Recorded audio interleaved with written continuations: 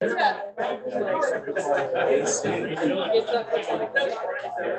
everyone. We're going to get started in about 5 minutes. Enjoy some bagels.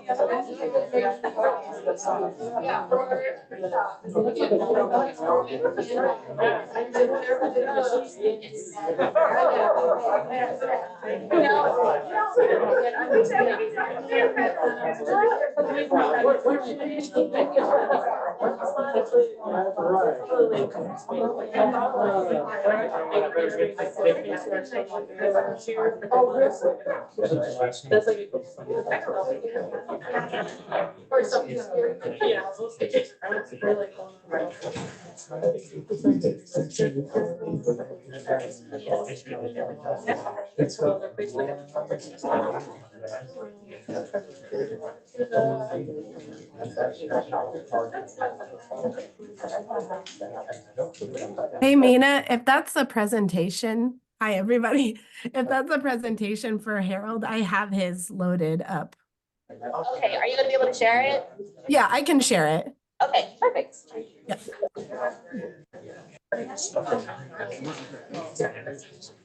All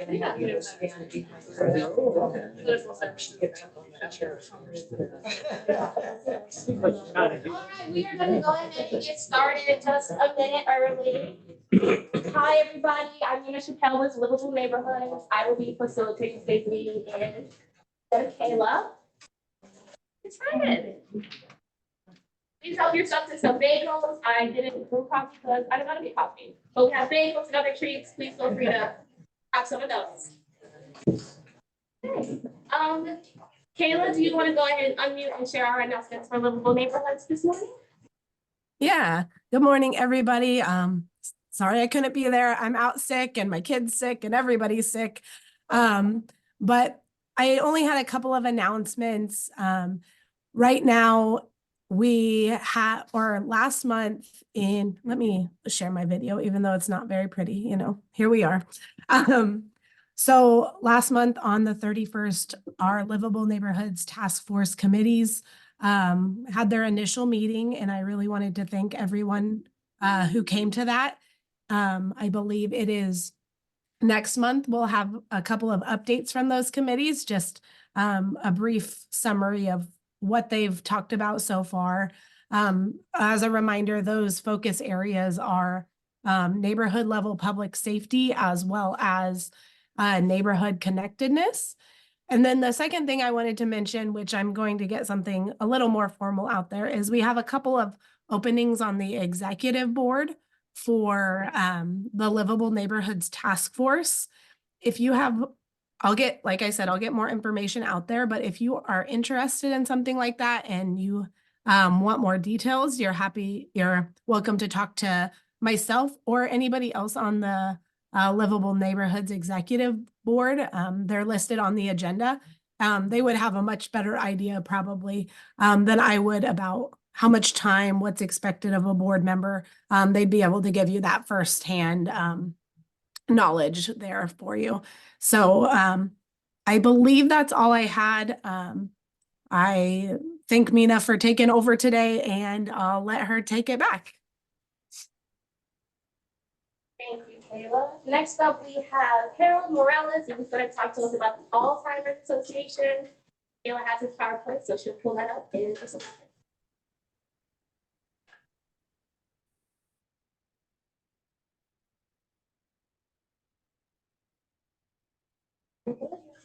Well, good morning, everyone. My name is Harold Morales. I'm with the Alzheimer's Association in just 15 minutes, right? 15.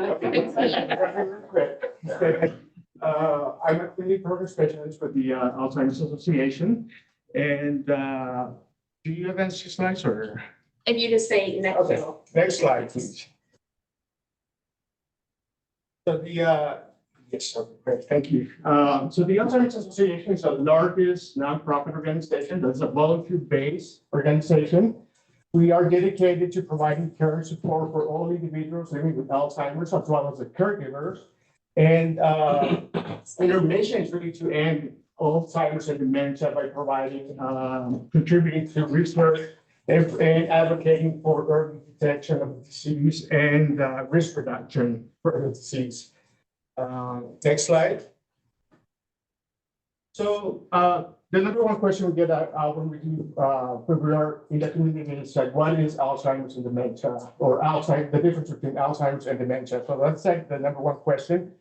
Some of you may already know the difference, but really, dementia is just a collection of symptoms that's related to cognitive decline. That is changes in thinking, reasoning, and remembering. That's happening in the brain, but the disease also includes other symptoms, such as behavioral and psychological symptoms. Those can include agitation, aggression. So these are all biological changes that are happening in the brain. And another way to think about dementia is, if you think about it as an umbrella term, and under that umbrella, we have different types of dementia, Alzheimer's being the number one type of dementia between 60 and 80% of the cases. We have other types of dementia, but also mixed dementia, which is could include one or two of the combination of those other dementia types. This is really more prevalent than we previously thought. It's important to mention that also some of the symptoms for dementia could not be related to dementia. They could be reversible, such as depression, and other vitamin deficiencies, or a combination of just different interactions, depression and vitamin deficiencies. So those types are reversible. Next slide. Alzheimer's is there's three hallmarks of the disease. These are changes that are happening in the brain, proteins accumulation, abnormal accumulation of proteins that are happening in the brain. That includes beta amyloids that forms plaques in the brain, and tau proteins that form tangles in the brain. So those two are believed to be associated or believed to contribute to the neurological cell death in the brain. We don't know exactly why Alzheimer's happens, but those two changes are believed to be associated with the disease. Next slide. So Alzheimer's takes time. It takes between 15 to 20 years before any of the symptoms show up in the person. So it's a disease that begins developing over time. Next slide. And we call it a continuum. So under this continuum, there are three broad phases of the disease. Everyone starts asymptomatic, which means that they don't have any symptoms. And as I mentioned before, it takes between 15 to 20 years before the symptoms begin to show up, although the causes are already developing in the brain. The beta amyloid plaques are already developing. Next, the person becomes or is has mild cognitive impairment due to Alzheimer's disease. And we say due to Alzheimer's disease because, as I mentioned before, it could be associated to some other causes that could not be dementia related. So the doctor will determine if he has the amyloid plaques or the tau proteins in the brain. That's when they determine that it is Alzheimer's. The next phase is dementia due to Alzheimer's. So as the disease develops, the person contributes to dementia. And the symptoms, once the person has dementia due to Alzheimer's disease, they have 3 other different phases, which is a mild, moderate, and severe phases. And all of these are associated with the symptoms are just like the name of just as the stage indicates, the symptoms are a bit worse over time, and to the point that the person will require care for 24/7 from a caregiver. Next slide.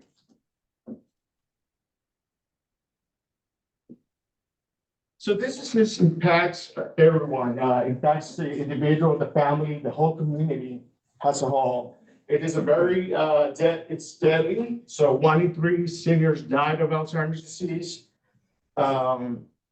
It is a disease that has been, while other diseases have actually gone, the death of other diseases have gone down. Alzheimer's deaths have actually gone up 145%.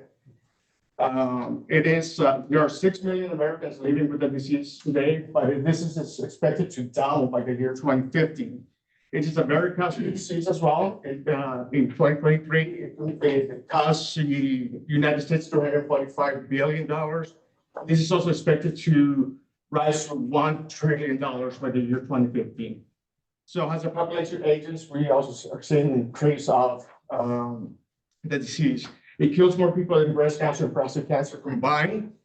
And next slide, please.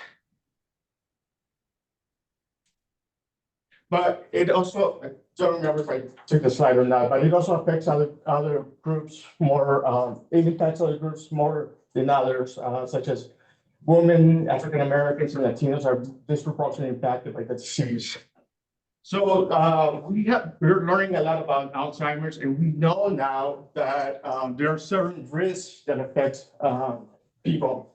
We have 2 types of risk. So one is modifiable risk, and the other ones are non-modifiable risk. So the non-modifiable risks are the age of the person, genetics, race, ethnicity, and sex and gender. Those are things that are not modified. Age is the #1 risk factor for Alzheimer's. The age of 65 is when we see most of the cases, but there's also a younger onset. So people in their 30s and 40s could also get the disease. So age is the #1 factor. And then we have the modifiable risk factors, those things that we can modify in our lives that are associated with the disease, like education level. The more educated there is, the less chances, the more it protects your brain. Cardiovascular health has been really linked to healthy brain. So what's good for the heart is good for the brain. Sleep, diet, healthy diet, doing exercise, maintaining a healthy lifestyle. So all those are risk factors that we can take action and prevent or delay an Alzheimer's diagnosis. Next slide. So these are the overall risks. And next slide. And then, there's a slide. Okay, so as I mentioned, there are different groups that are disproportionately affected. Women are disproportionately affected. Over 60% of the women, people that have Alzheimer's, 60% of them are females or women. The African Americans and Hispanics are also more likely to get Alzheimer's. African Americans are twice as likely. Latinos are 1.5 times as likely to get Alzheimer's. And genetics doesn't seem to play a role in this. It's what they call the social determinants of health seem to be more linked to the disproportionate of Alzheimer's disease. in these groups. Next slide.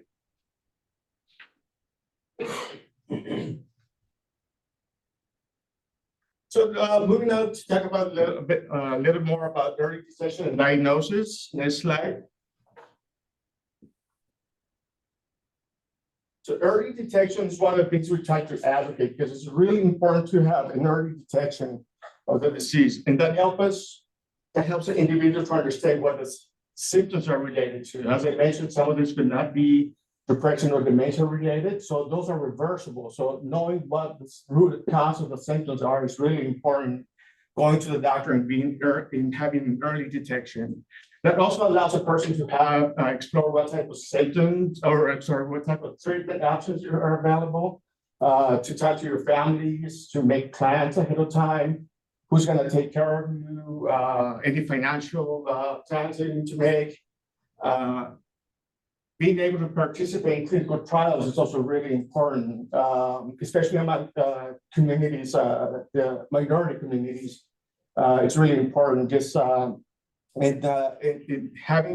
being able to manage the disease early is also really important.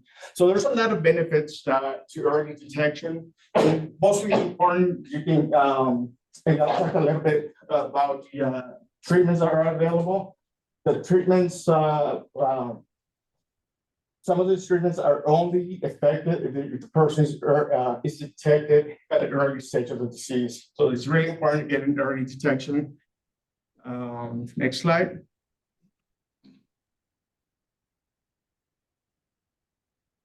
So Alzheimer's is not, there's not one single test that could be diagnosed, used as a diagnosis for Alzheimer's.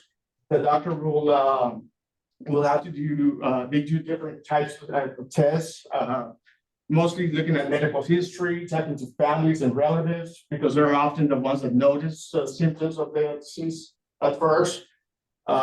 Just doing a cognitive functional assessment of the individual.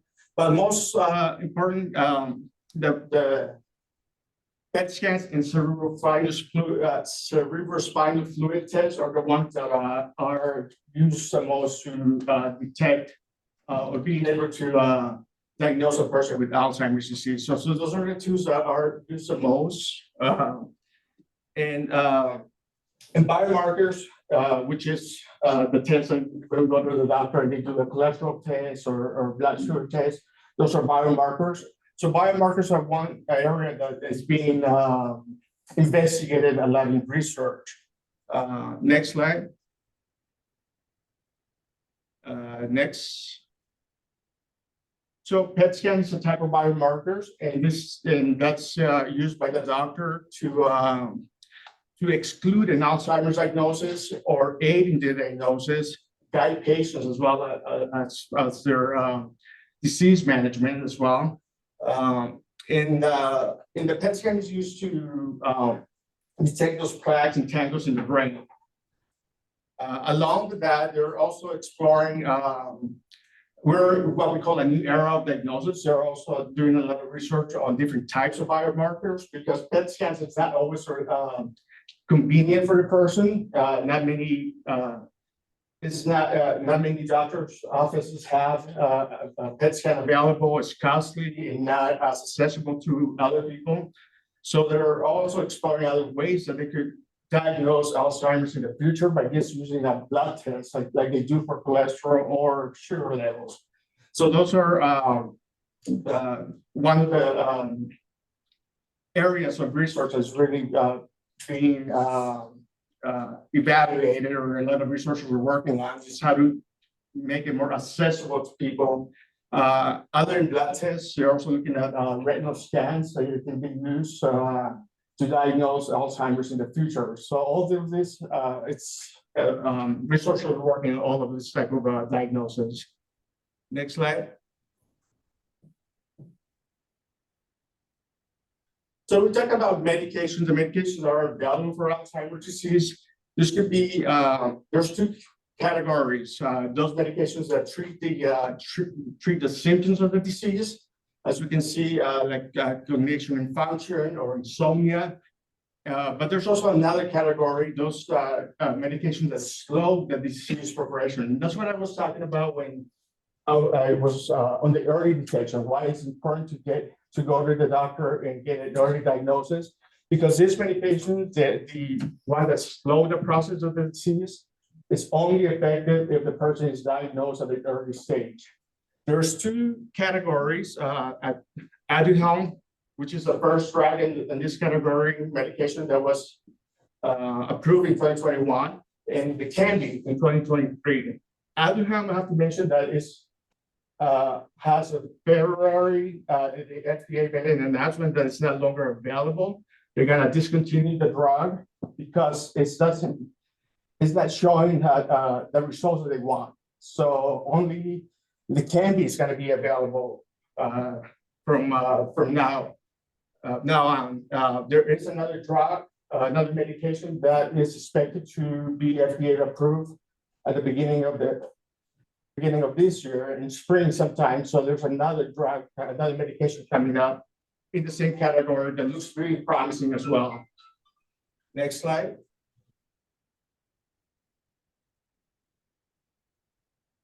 It does just shows the what stage of the disease that the medication is effective on. So as you can see, here's the slow blood progression is only effective in the early stages of the disease. Next slide, please. We talked about risk reduction, which I mentioned earlier. We know that up to 40% of the cases of Alzheimer's could be prevented or delayed if we include some type of risk reduction. And this is really important because those are the modifiable risk factors that we talked about. So exercising, having a healthy diet, taking care of those chronic health diseases, which I didn't mention, but those are really important because all those are risk factors. And again, those played into the disproportionate effects of the Alzheimer's in other groups, having high blood pressure, diabetes, overweight in your so those are chronic health diseases, coronary diseases. Those are really important to take care of those because those are really risk factors protecting your brain from any injuries. So those are all things that we can do, and this is really great news because we know that 40% of those cases could be, or 40% of the dementia cases could be prevented just by doing one of those or modifiable risk reductions. Next. And so the Alzheimer's Association has a lot of resources available. Everything's for no charge. We have support groups available for individuals with early on stage and all stages of disease and their caregiver as well. We have match research trials available where you can go under trial match and put your zip code and it will point you to the different trials that are going on in the area. A helpline is really important. A 1-800 helpline, 1-800-272-3900. That helpline is available 24/7 in 200 languages. Anyone can call at any time and ask a question, any type of questions, and they're able to direct you and answer the questions at any time. And sorry, it was like really quick. So I don't know if we have time for questions. Or... Does anybody in the room have any questions for Harold? Yes. What was the percentage that could be delayed or prevented? 40%. 40% of Alzheimer's and dementia could be prevented or delayed by taking care of those modifiable risk factors. It'd be awesome if none of the money went to the medicines and all that money went to prevention. And such a huge reduction. 40%. It is, yeah, it is. And we'll do like a holistic combination of everything because gym memberships, community gardens, eliminating processed food would prevent 40%. Yeah, that's amazing. And it's things that you can do to target other chronic health diseases as well. So you're not only doing Heart, brain brain, disease, yeah, everything. all those chronic health diseases. So, Amazing. yeah, and this is all because of the research that we know that we have found that, 40% of those cases are preventable. How many drugs did you list though? There were a lot, but it's, yeah, it's really like, the association figures up to like 80% of the revenue goes to research, and all kinds of research, because every research is valuable to know, not only as a drug, but related by research that can tell us more about risk factors. So Can anything be diagnosed during the asymptomatic phase? that's what they're working on. Yeah, so biomarkers, they're working on those blood biomarkers for early detection, so they can see before any changes that, so they can see the proteins being built into the brain before any damage to the brain begins. So yeah, they're really working on doing an early detection of the disease. It's You said somewhere in the presentation that the disease will double by 2050. Yes, I believe it's more than double. Why would that be? Aging population, like we're aging longer, we're living longer. So that's really one of the main factors, that we're living longer. And if you remember, age is the #1 risk factor. So 65 is when we see most of the cases, but the risk also doubles every 5 years after the age of 65. So 70, you're doubling, 75, you're doubling more. The risk of getting Alzheimer's that we mentioned, that was every 5 years after the age of 65. You're preaching to the choir here. And so what are so you talk about PET scans. Can the doctors, what kind of diagnosis does the doctor have to have previously to asking for a PET scan? I'm getting down in the weeds here, but this is very important to people that want to try to find out ahead of time. Yes. And so. So what I didn't go over is we also have a presentation that we do just on the 10 warning signs, and I think that's kind of what you were asking. Well, that's part of it, yes. Part of it, yeah. So that's kind of like being aware of the changes that are happening and bringing the 10 warning signs are. But if you have a family history of that, Yes. then you're going to be more possible. You're more at risk with a family history if you have a first-degree relative, a parent, a brother, or sister that have had Alzheimer's disease. So those definitely play a role. You're more at risk. Genetics also do, but those factors doesn't mean that you will get Alzheimer's disease. It just puts you more at risk. We know that it's more important to use those modifiable risk factors play a bigger role. Chronic health diseases play a bigger role than even genetics. I know that optometrists, because I am one, we are being trained more and more to be on the lookout for oncoming signs of Alzheimer's when we see our patients. And, when people bring their parents in and these other things. And so, it's a scary process. Yes, we're seeing a lot more of it. There's no question about that.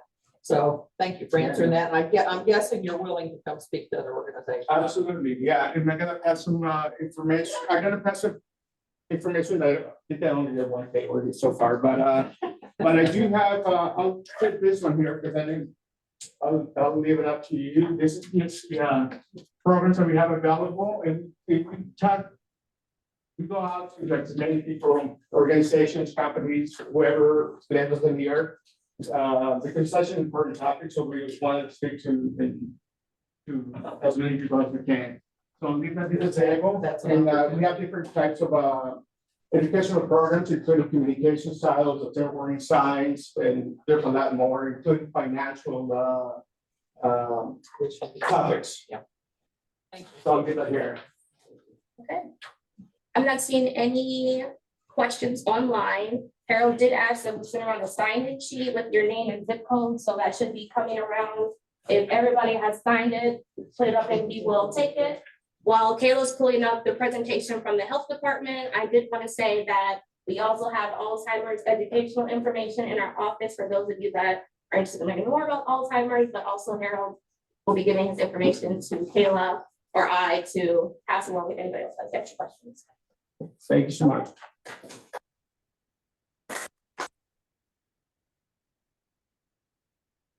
All right, next up, we have the Wyandotte County Public Health Department, and Kayla should be looking for their presentation in her email, so give us a second to fix that up. Mariah, was it from you that you sent, did you send me the presentation? Or did anybody send? Oh, did you? I just remembered. Yeah, sorry, I thought she already sent it to you. I was gonna say, I lost it if it's there.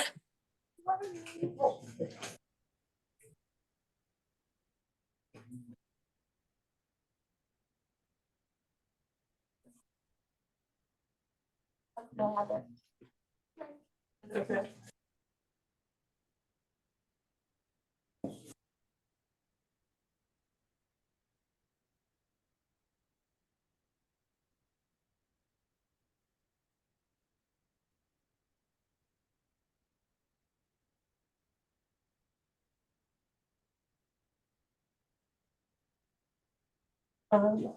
So my name is Mary Kincaid. I'm with the No Lead PCK program. So Tom Lorback here, she is our program coordinator. And so I just wanted to come in and talk to you guys about what lead is, why we care about it, and what our program is trying to help homeowners and renters with. And then kind of give a program update. I know our supervisor, Anthony, he was here back in July. And so we want to give a little update, and then we'll have some time for questions at the end. So what is lead? It is a heavy metal, really prevalent in our environment. So it's a heavy metal. It's really prevalent in our environment. It's on the air and soil, our water system. And it's been used in products throughout history. They used to sweeten wine with it. Back in ancient times, it's commonly used in batteries and in soldering. It used to be used in gasoline, and it's also used for ammunition and fishing lures. Most lead exposure does come from homes though. It was commonly put in paint. In January 1978, it was actually banned and used to paint in homes. You still see it sometimes say in like industrial purposes, like for paint that they use on bridges. We get so concerned about it because there's really no safe lead level. And the dust that's generated from certain types of surfaces, so like if you close a window or you're slamming a door or a child can reach it, that dust, it is very fine, and it builds up in people's systems very quickly. And children usually come into contact with it while they play and learn during those hand-to-mouth activities. Next slide. So this again is just like some common sources. So lead-based paint is where we see exposure coming from most of the time. It can be in soil, it can be in food. There was recently that applesauce recall is actually came from the cinnamon they were using. The machinery that grinds up the cinnamon ended up leaching lead into the cinnamon, and then it was put in applesauce and those applesauce pouches. But it's actually used in ceramic glazes and old crystalware. And we also can see it sometimes in lead pipes and lead soldering. And then in certain types of folk medicine or in cosmetic products, such as coal or like some medicines that are supposed to treat stomach aches would be ozarkon, and lead can temporarily relieve stomach pain, but then it actually can cause that to be a more chronic issue as well, given time. Next slide. So everybody has probably seen a neighbor or a friend or family member that has lead paint. It's still pretty common, especially in this area. Our housing stock in Wyandotte County is some of the oldest in the state. So we want everyone to kind of know what to look for. If you see paint like this, you don't want to disturb it, you don't want to touch it. And if you see it, definitely keep children around it. Lead is actually sweet, and so kids are attracted to it. It tastes like candy. So it can kind of look like it's peeling off. This is called alligatoring, these two pictures here, and it just turns into tiny little squares, it flakes off. And we see it a lot around windows. And because sometimes those are updated less frequently than, you know, a homeowner's going to paint. Next slide, please. So another reason why like it can be hard to identify lead poisoning as a source of illness is because the symptoms are often associated with a lot of different things. So in adults, it can be fatigue, an uneasy stomach, irritability, poor appetite. As it gets more severe, it might be stomach pain or constipation or nausea, you know, memory problems. So, you know, those are so big, it can be associated with so many things. And in children, it can be tired or cranky, diarrhea, constipation, vomiting, like normal things like that are going to happen to a child as they're living their daily life. You know, irritability, anemia. In severe cases, it can lead to convulsions, coma, or death. And so that's why we take it so seriously. We want to advocate for testing. Children on can care are required to get tested at 12 months and 24 months, just like as a screening precaution. And we really want to encourage that everybody be tested at that age. I think doctors are pretty good about it. But we just want to, you know, make sure, you know, if somebody in your family has an EDL, you should get an elevated blood lead level. You should probably get tested. And so testing really is the key to catching lead poisoning early. Next slide.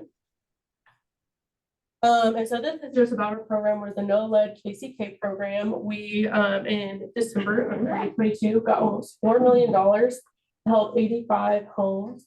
And so what we do is we go into homes, we do a lead hazard risk assessment to identify lead hazards. Along with that, we also do a healthy home assessment and make sure the home overall is safe. We can check to see if like you have railing or any trip hazards. And then if we do find lead, we have some money to not only abate the lead problem, but also solve some of those safety concerns. And this grant is pretty unique compared to some of the other a grant we had back in, I think, 2017 with community development. It goes a little bit further. So we can help homeowners who have kiddos either living in their home or visiting for more than 6 hours a week, or renters are actually invited to apply. You don't have to have children. There is an income threshold, which I don't have right now with me.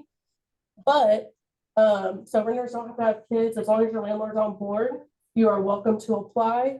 And if we've kind of come across landlords are maybe a little bit hesitant, you know, or it's still a new program, we would encourage you to let us know and we can reach out to them as well. And then this is our office number. And you can reach out if you want more information or application, or just have general questions. If you think you have lead in your home, or, you know, on the siding or in the windows, we definitely encourage you to reach out. We can either get you set up with an application or maybe try to get you connected with resources. Next slide, please. And so that was a little bit about our program. This is kind of what we've been working on lately. We have done lead hazard risk assessments and healthy home assessments for 2 houses so far. And we're hoping to get that up to 5 pretty quickly. And then we will start actually work on all those homes. Anthony has been doing some interviews with local news channels, trying to get that word out. And that actually was pretty cool. It involved someone from KCMO. Their program has been going for about 10 years. And so that family got to talk about how that work there impacted the well-being of their family, which was really nice. And just talked about some other things going on in the lead industry, like K-State is trying to let people know that they can use them as a resource for soil sampling. And then one of the homeowners that we've been working with, she actually agreed to let us kind of do a before and after social media video. So we're hoping to get that out and kind of just be more transparent about like the work we're doing. And then we've also been focusing a lot on community outreach and education. So there's some people here I recognize. And so we really want to ask you guys if you have an organization or association that you're working with, and there might be presentation opportunities you'd be interested in having us in, or tabling opportunities. Please let us know. We'd be happy to be there and get that figured out. That would be great. And then next slide. I think, yeah, that was it. So does anybody have any questions for me? Yeah. So about kiddos that move from home to home a lot, because that happens a lot on lower income. And so every time you move into a new home, how do you know that that home doesn't have, lead paint in it, that sort of thing? And should you have your kid tested after being there for a while? And is there an age limit for that? So it is for kiddos under 6, our program specifically. We're hoping as we get more established and we have to renew our grants, we can kind of ask for, we can hit a broader audience of people. I would say definitely if you are noticing flaking or filling paint, that would be your red flag. If you notice that your child is eating paint or chewing on surfaces, sometimes lead can be varnished. So windowsills, especially if they're tall enough to reach that and you notice them biting on that, there could be lead in there. So that would be kind of a hint. And if you ever feel nervous, I would definitely recommend letting your doctor know and having them tested, especially if you're seeing that kind of thing. Would you want to add anything to that? Yeah, so in Kansas, we don't have case management.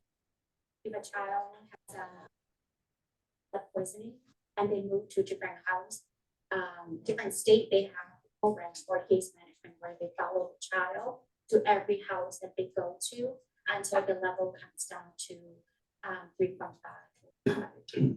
But we don't have that here. So we would encourage parents to have the child get tested every home that they move to. And then if the level is still high, contact us. We will go out and do inspection. Yeah. So that would be a recommendation. Thank you very much. Yeah. So I did the math, and that's almost 46,000 per home. And so I'm wondering how much of that can be actually for improvements in the home versus for the staff to do the program. Yeah, so I think it depends on a case-by-case basis. I think it can add up quickly, especially if all the windows in the house need to be replaced. So we can ask. It's kind of not an exact time. So basically, for like lead abatement, a rough idea would be like 20,000, and then I have a budget of like 5,000 for safety concerns. We can't ask for more, and I mean that fluctuates on home-to-home basis. But we definitely want to go in and be pretty aggressive about lead abatement. We want to remove hazards. We don't want to just cover them up, and then homeowners might have to face that down the line. Which I think is going to be something about our program that's pretty unique, is we want to, as much as possible, be very aggressive about getting lead out of the homes. Anybody else have a question? So if it goes beyond 20,000, then we will get approval from federal. Most likely they will say yes. Right. I don't think I never had one in the past. Yeah. That it works like that. Had program or Yeah. If we can prove that the house needs it, and Sean uses an XRF machine, which uses an X-ray technology to test like the layers of paint. If she can prove that there's lead there, they're pretty good about making sure that home is taken care of. Okay, any other questions? Thank you guys so much. Thank you, ma'am.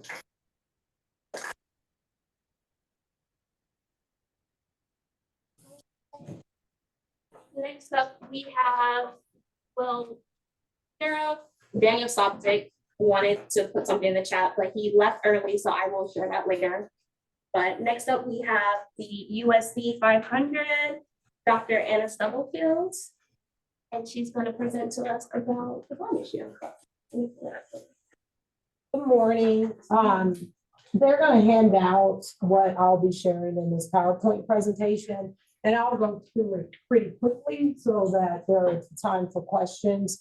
We wanted to come here and share that in December, the USC 500 board approved for a bond resolution to go to the residents of Kansas City, Kansas to vote on. Next slide. Next slide, please. So I just wanted to start with some background about our district, just in case. I don't want to make the assumption that everyone knows about the district. I've been with Kansas City, Kansas Public Schools since July of 2021. And when I came in, we established a North Star that by 2031, 100% of our students are graduating with a Diploma Plus, with no disparities in race, gender, subgroups, while meeting or exceeding the state graduation rate. Currently, our graduation, next slide, is rate is lower than the state average, but we're trending in the right direction. It increased to 73% last year.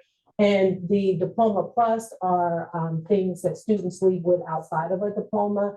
61% of our students graduated with those things, and that includes college credit, scoring a 21 or higher on the ACT, an industry recognized credential, joining the military, and there are some other ones. I can't think of them off the top of my head, but all of that information is on our website. Recently, the state of Kansas has now added that to the graduation requirements for all districts. So with starting with the freshman class next year, every student will have to have two, what they're calling market value assets or additional credentials, so that students will be ready for next. These are just some high points of pride for us. I did talk about 61% of our seniors graduating with a Diploma Plus. When I came in 2021, there were 49%. So we have continuously made progress. And the other bullet points just show how we've made improvements on our state assessments as well. Next slide, please. This is just a little demographic information. We serve over 21,000 students. We have 5 high schools, 7 middle schools, 28 elementaries, 10 preschool sites. Of those 10, 4 are standalone. The other 6 are attached to elementary, and 5 elementary alternative programs, not elementary, they're alternative programs. We're the 5th largest district in the state of Kansas and the largest in Wyandotte County. Our student demographics, 58% of our students identify as Hispanic, 22% Black, 7% White, 7% Asian, and 6% other. Those are the top 5 languages spoken in the district outside of English. And I share that if you go to our website, we do translate in multiple languages. The other thing that I think that I don't know if people necessarily know is that 8,000 of our 21,000 students, English is not their first language. So when we're providing instruction and when you see our test results and those kind of things, we have other ways that we are tracking to see the progress of that student. Because if I was given a test in Spanish or any of those languages today, I would not be proficient in those areas. So we are very cognitive of that and intentional about making sure that we still are meeting the needs of all of our students. Next slide, please. So what is the plan? This bond did not just come out of the blue. The board didn't meet in December and say, hey, let's go pass the bond. They started the conversation. The previous bond, many of you, if you live in Kansas City, Kansas, voted on in 2016, and it was a $200 million bond, and it resulted in the schools and improvements that you all saw. There was a phase 2 to that bond. And at that time, if the phase 2 would have happened in the time frame that it was supposed to, what we have on here today, the cost was $200 and something million. But at that time, to build an elementary, was $17 million. Now it's $31 million. So when you see the numbers, I'm not trying to sugarcoat it and say that $420 million is not. It's a lot of money, but price comparison to when the original one started, it's about half. There are a few things in here that was not included in that first one, but it wouldn't, the example that I gave about 17 million versus 31 million shows the cost of what it, to build things today. Next slide, please. So what's in the bond? It would our youngest high school is 50 years old. Most of the schools that you see on this list, several of them are over 100 years old. The district has maintained them, updated them to the point that they can be, but the ones that are here, so we would, it says demo, it doesn't necessarily mean demo, but Silver City and Noble Prentice would be combined. Eugene Ware and Lindbergh would be combined, and Emerson and New Stanley. Silver City and Noble Prentice will be on the Noble Prentice side. Eugene Ware and Lindbergh would be on the Eugene Ware side. Emerson and New Stanley would be on the Emerson side. And then Central Middle would be rebuilt, a new building, and Argentine Middle. Next slide, please. These all go through kind of quickly. It just shows what I just said, where it would be and what it would look, and it gives the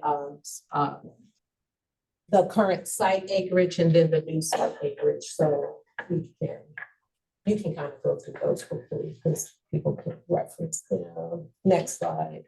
So you can go to the next slide. Central Middle, we would not necessarily want to put it on the current site because it's not ideal for a middle school. So we, our facilities department are exploring possibilities if the bond has where Central will go. And as we are hoping before the actual election in May to have a site identified for Central. Argentine would actually go where Silver City is. So of those elementary schools that you saw, Silver City would be the one that for sure would be demoed because Argentine Middle would then go on that site. The other two facilities could be used or done something differently. And so those options are still there. But as we get feedback from the community and have explored what the possibilities are that are feasible, that will be determined. Previously, when schools were built, and I'm shaking the bird wall, you could, the board could then sell it or do something with a community organization in the community. Last year in the legislation session, a law was passed that if you no longer own the building, the legislators get first right, or the state get first right of what happens to that building. So navigating that will determine how those buildings will be used if they are not demolished. The other things that are in there that are specific to will have more community use is a new district aquatic center. And the aquatic center would be a community aquatic center. If you go to communities like Springs, Shawnee Mission, Turner, there are aquatic centers there that during the school day, schools use them, but outside of that, they have partnerships with like Parks and Rec and YMCAs to run them to make them available for the community. We currently have a strong partnership with YMCA and Parks and Rec for a Learn to Swim program. When I came in 2021, many of you may be familiar with the tragic death of the student at Parkwood. From then, we now teach all of our students in our after-school program, Kids Zone, intro to swimming, and then in the summer, some of them get more. So by having this aquatic center, we will be able to actually offer to teach our students in middle school.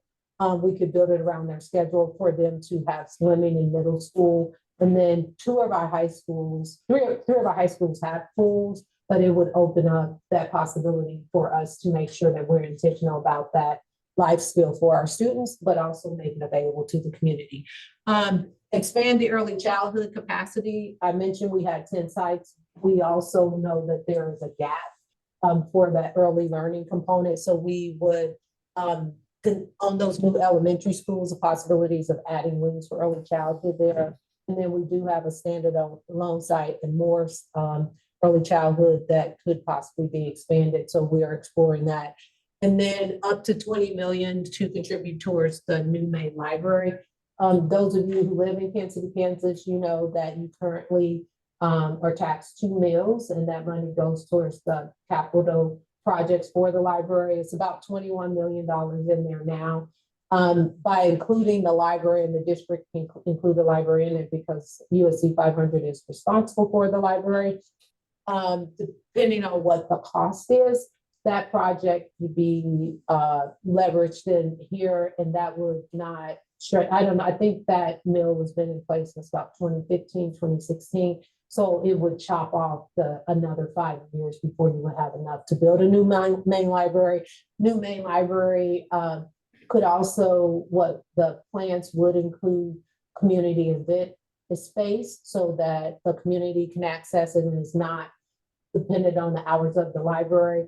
But it also will allow when there are situations like extreme cold or extreme heat, you can have a space that can be leveraged with community organizations like Gilda Center. I'm thinking of those that really work, that they can have a space that is not dependent upon like the regular functioning of the library. But those are all the kind of things that when you go to new main libraries in communities, they have that, and it's a community resource along with what you currently get with the library.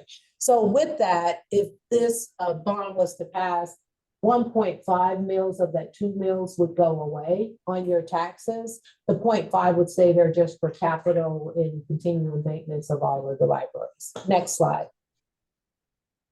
So several of our elementaries have modular classrooms. All of the ones that you saw previously, including Central and I believe Argentine, that's like if you drive by them, it's those mobile classrooms. These two, that would take classroom additions would be added, and those modular classrooms would go away. Those units weren't never intended for long-term use.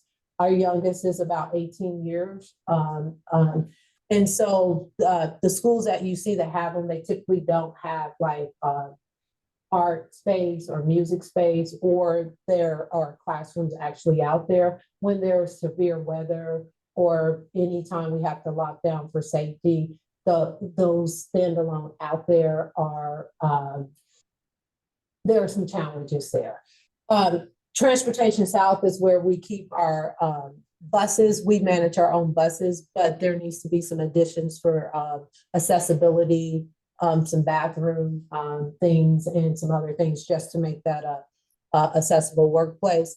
We would add a gym at Harmon and Slagle. They're probably the only 2 5A, 6A high schools in the state that does not have a second gym. That create problems when we're scheduling and those kind of things, especially during this time of year where you have basketball, wrestling, and several other things. It's not common for high schools not to have a second gym.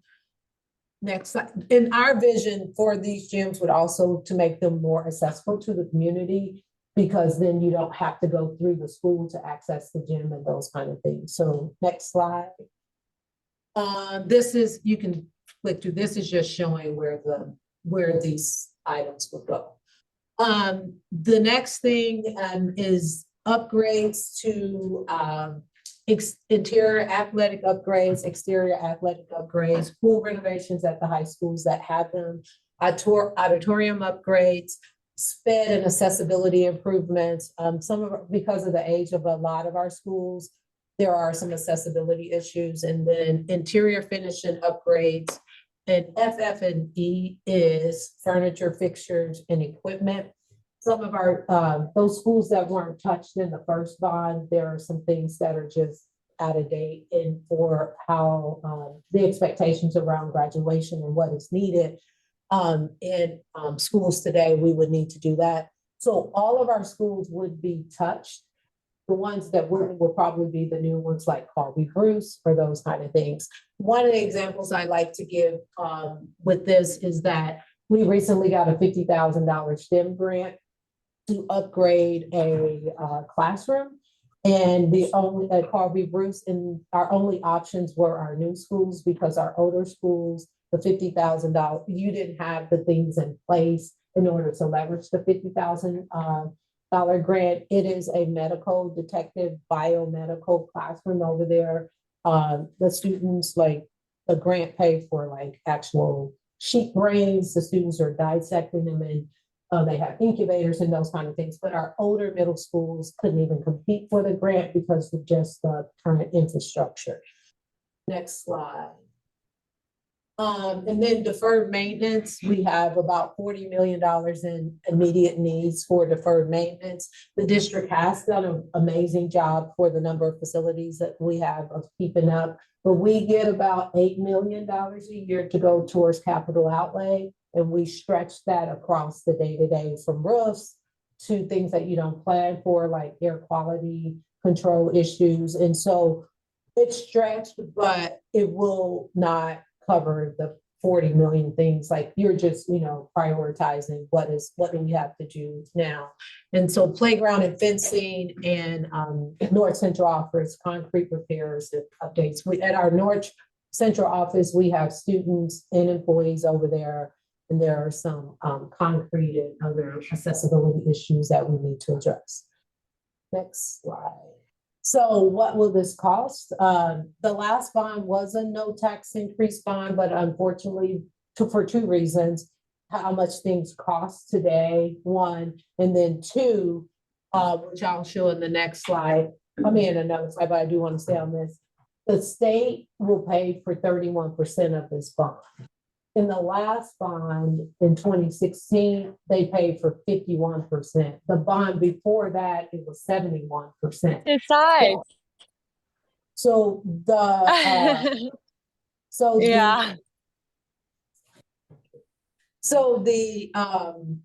that has changed over the years, and there's no guarantee that it will stay at 31%. And so what it will cost the homeowner if your house on a home for 125,000, we just showed the middle one. It is $122 a year or $10 a month or 33 cents a day. And if you think about like $10 a month, that's like a lunch, coffee, a couple of coffee. I don't drink coffee, so I'm thinking and according to the U.S.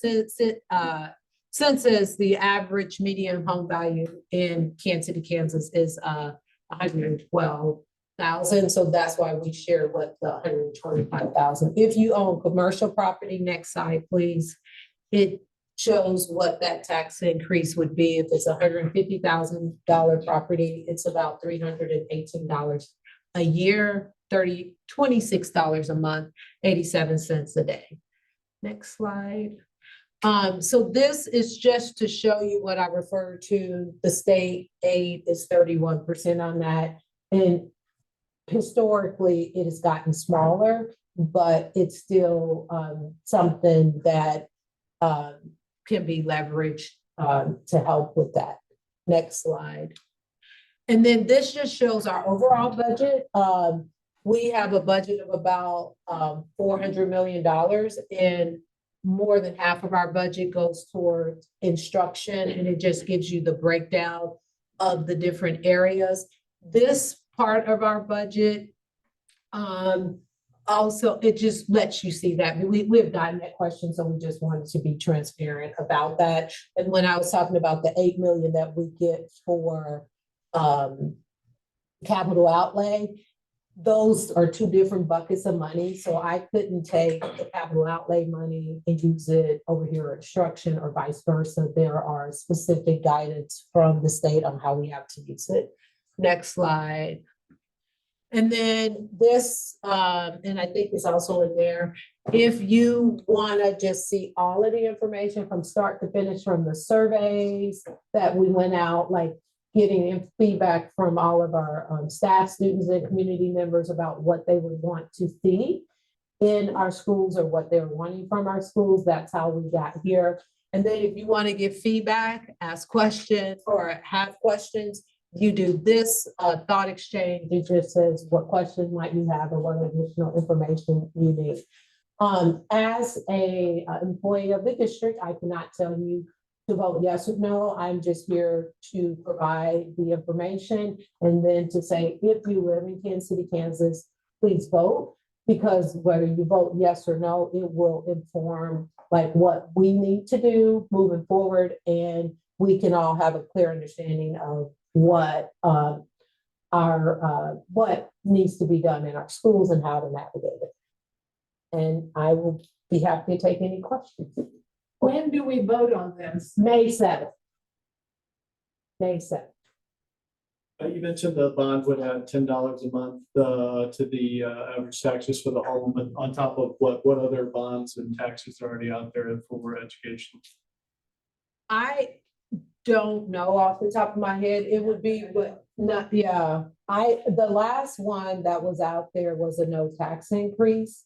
So I can't speak to that, but we can take that question and So get you. no tax increase was an extension of an existing ordinance, It was last. Yeah, and we don't know what that number is. I do not know off the top of my head. Though. Yes. So, I live in the Northeast and we don't have a library. So I'm just wondering if there were any discussions instead of putting money to replacing the central library to maybe adding branches where there's currently a library desert. So no, now some of this happened before I got here. The new main library that's downtown, it was decided that it needed to be a new, and that's what it was. So there hasn't been any discussions that I'm a part of. You could definitely put that on the thought exchange and I will pass it along. There are many areas of Wyandotte County not served by a library. Yep. Many. I know. So the Northeast is one. Obviously, the Northeast is served by the downtown library, well served. I mean, I live north of Leavenworth Road, it's miles and miles from my house to a library. So it is the entire county could be considered a library desert. I can agree more. So you can definitely give that feedback. Yes. With the reconstruction of the schools, will they be hiring more teachers to come in? And then my next question is, what type of security are they gonna have in the schools for the students that will be attending?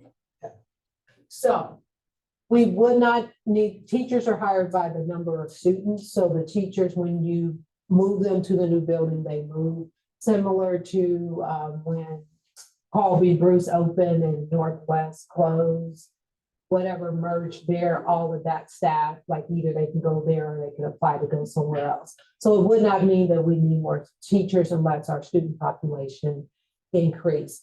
The security we did in the previous bond and a couple of bonds, all of the secure entries were put in there. So that type of security would be there, and then any other, as they're doing it, as you learn more, you do better. So those schools will have those additional layers. I actually was in Omaha on Monday touring schools with the Boys and Girls Club, because they have like the school and the Boys and Girls Club connected to it. And they have some safety features that are now more common in new structures. So I think all of that would be taken into consideration. But right now, all of our schools have secure entries and other layers based off of what we need to do to keep our students safe. Yes. You may have mentioned this, but is there a site identified for the aquatic center, and will it be open to the public in addition to the district? Yeah, so there's not a site identified. I think as possibilities are put out there, that's stuff that we'll get feedback from the community saying, here are the potential sites, which would be your preference. And it would be open to the community when it's not in use by the school. So probably during the school hours, it may not be as accessible, but before, after summer evenings, in partnership with the Parks and Rec and possibly YMCA will be made available to the community. I do have a final question in the chat. Are any of the funds being used for this being received from the community block redevelopment block grant? No, this would be, if it passes, it would be based off of the money generated from the tax increase from the bond. There was also one more question somebody asked in a direct message, that would this tax increase just be for folks that live within the KCK school district, or would it also apply to folks living in the Turner and Piper areas as well? It would just be Kansas City, Kansas school district, and Kansas City, Kansas residents are the only ones that can vote on it. Piper just passed the bond in 2022, I think January of 2022 or 2023. And it also was a tax increase bond, and that is only currently for those who live in Piper. Theirs was about 64 million, just for a point of reference. Theirs was about 64 million. If you divide it by the number of students in there, is about 24,000. Ours is 420 million. If you divide it by our number of students, at about 20,000. So just to put that in context, like 64 million and 420 are very different, but the number of students and what was included, it's not far off. And actually Piper's, because of the number of students they served, was a little more per student than the 420 million is for our students. For the sake of time, I'm gonna say we're gonna move on, but if you email me, I can. I just want to know how we can help, so if you want to email us. how we can help. Okay. Thank you. All right, thank you for the presentation, Dr. Stubblefield. Right, we got less than 25 minutes left, so for the sake of time, we're gonna do the rest of the updates, the community updates super quickly. I'll call you up one at a time. Please come up, say your name, obviously who you're representing, and limit it to about 2 minutes. So we'll have the mayor's office. Good morning, Irene Gaudio. I'm online. On behalf of the mayor's office, 2 quick invites. The first one, if you have not seen, February 29th, 7 a.m. is the mayor's prayer breakfast at Memorial Hall. I'll throw in the chat the link. There are limited tickets available. So I will tell you, if you've not already signed up, please do immediately. Breakfast is available, but I invite you all. The next thing I want to mention to the group is that on March 7th, under the mayor's agenda at the 7 o'clock commission meeting, the mayor will be honoring Women's History Month and will be honoring 3 women in the community, Miss Carol Newton, Sister Therese Bangert, and Rosemary Mendez at that event. So we invite you all to share in their celebration. And that's what we have from the mayor's office. Thank you, Irene. Next, we have the Turner School District. Good morning. This is Lauren with the Turner School District. I don't have any updates for the group today. Thank you, Lauren. Next, we have the KCK Police Department. Morning. Shanae Davis, captain over the community policing group. Just a couple quick updates. We have a coffee with the cops coming up March 5th. It's going to be at the Legend Starbucks from 10 a.m. to noon. So if you do like coffee and you want to come out and have some coffee, our community policing officers will be there, but we're also going to have our CIT members for crisis intervention team. So they'll be there as well to have some coffee with our community members. And then our partners at Animal Control are having a free spay and neuter day. That's going to be Sunday, March 10th. You do have to register for that. And there are some qualifications, I think, but there's more information on our website about that if you're interested with it. Did you say March 10th? Sunday. Sunday, March 10th at 7 a.m. So there's information about it on our website, but it'd be good if you have a pet that you need spayed or neutered, it's an opportunity to get it done free. And then we'll have more information coming out about it, but our Chiefs Peace Walk is set for April 20th. So we'll get some flyers out about that. And then our Tackling Obstacles Together, the football camp that we've put on for the last couple of years, is going to be coming up at June 8th. And that will be at Bishop Ward. So if you know some kids, ages 8 to 18, it's a fun day to come out and do some football with the PD.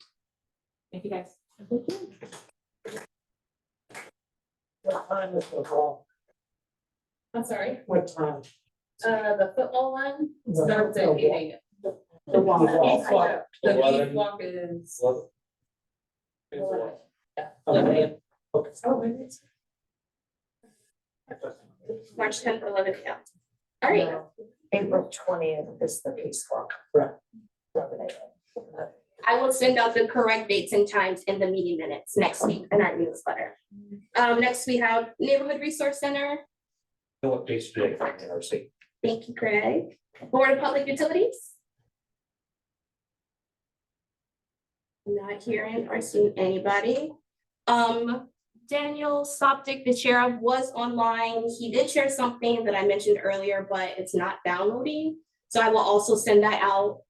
He said there's still time to sign up for some event that they're having. It didn't download, I can't give you more details than that right now. Mina, it's their Citizens Academy this Saturday. Thank you, Ashley. First one since COVID. Okay, I will also have more details about that in the meeting minutes. Okay, the DA's office.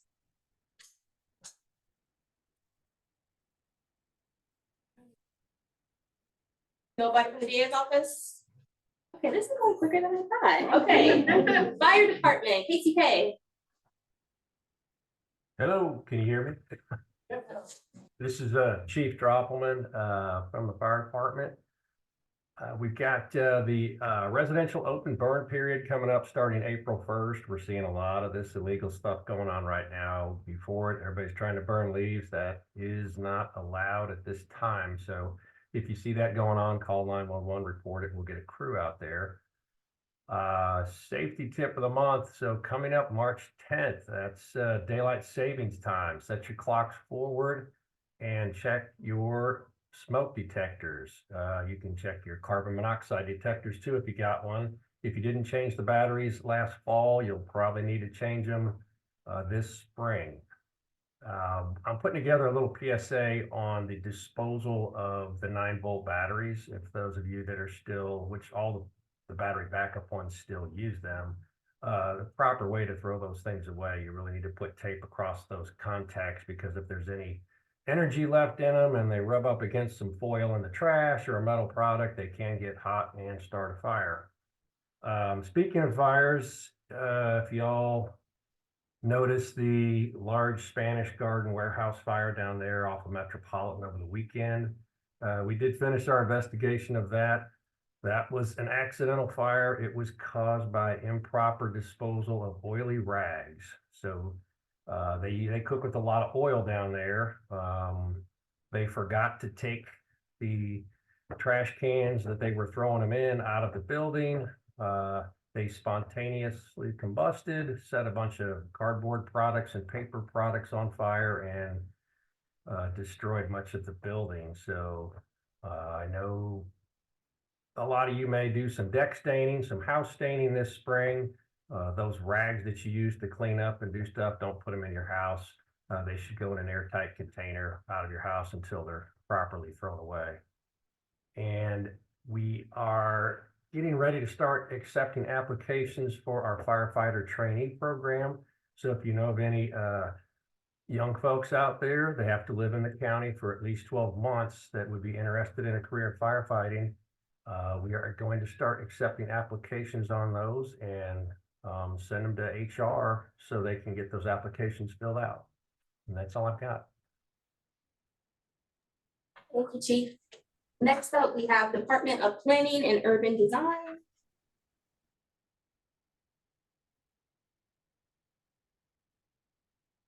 Yes, no? Moving on. Health Department. Okay, that wraps up all of our department updates. I did want to highlight something that Ashley Hand in communication said. It's that time of the year. The Office of the Appraiser is offering information sessions starting next Saturday, March 2nd, to help our community understand the mass valuation process and how to appeal the value of your specific properties, until March 30th to appeal your property valuation. And with that, we'll move into community announcements. If you have anything that you would like the group to know, please come up close to the mic, introduce yourself, and take a couple of minutes.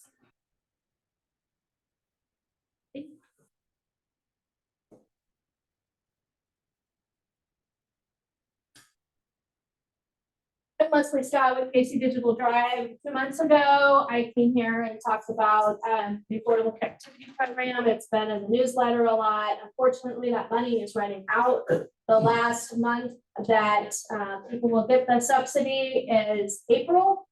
And so we are working with community organizations to try and get the word out about that and help people who may need to transition to low-cost plans to keep up their internet service at home. So if you want to talk to me after the meeting, we can engage information, and there's a community event or other kinds of engagement that we can help you out with, we'd be happy to do that.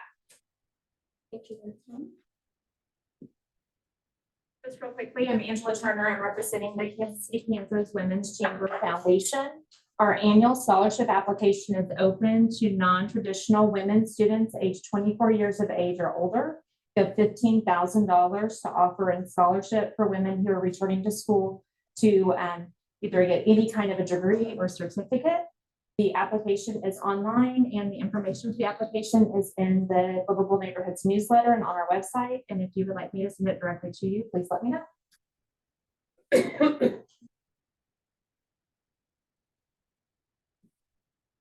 Good morning, I'm Denise Stias from the Wyandotte County Extension Office.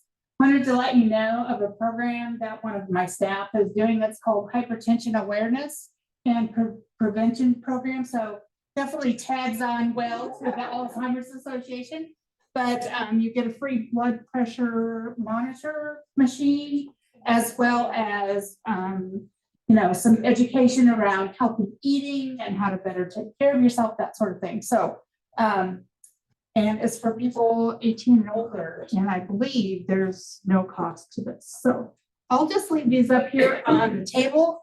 So if you're interested, you can pick them up. The other thing that tags along with the health department is that our office also does soil testing for lead.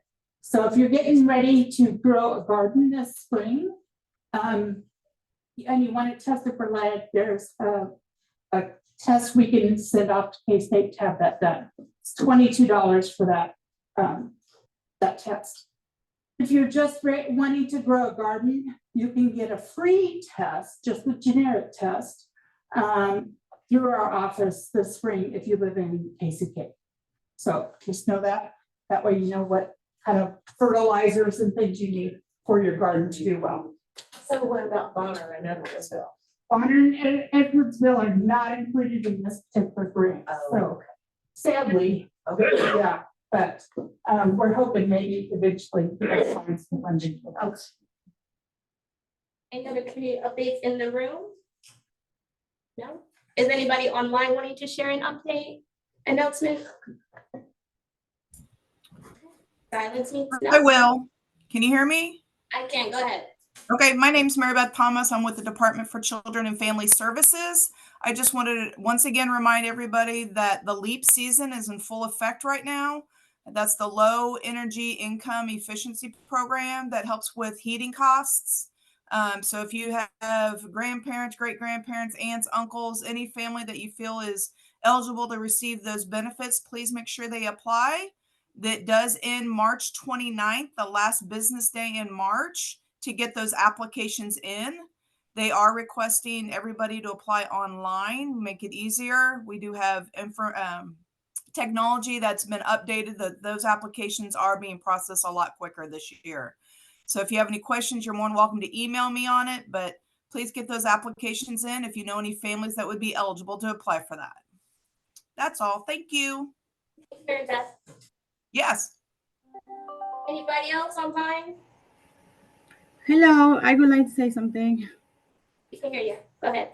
Thank you. Okay, my name is Kendall Florian, and I am the new resource navigator for the Start Young program at the Family Conservancy.